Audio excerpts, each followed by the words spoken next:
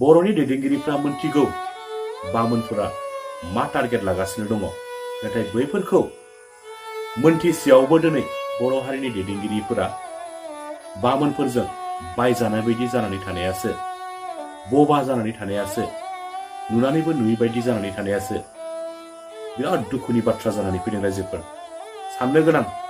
बेनिखायनो रायजोफोर, बबेबा मोनसे आफादा आलादा बड'लेण्ड सेपारेटनि थाखाय सोमावसारनो ओंखारोब्ला नोंथांमोनाबो जानजि खाफ्राबानो जाबाय। जोंबो जानजि खाफ्रागोन, नोंथांमोनाबो जानजि खाफ्राफिन। आलादा बड'लेण्ड सेपारेट मोनागौमानि बुहुमाव थानाय बर' फिसाफोरा गुबुन हारिजों दाउ अमाफोर बायदि होस्रांजाबाय थागोन, गुबुन हारिजों नासयजागोन, गादबजागोन, मुगैजागोन।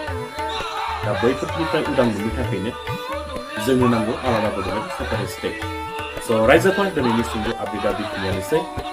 हारिनि खहा जानाय बाथ्रा बुंफ्लांदोंब्ला आंखौ सासे बर'नि इउटिउबार होननानै नोंथांमोना निमाहा होबानो जाबाय। एसेनोसै।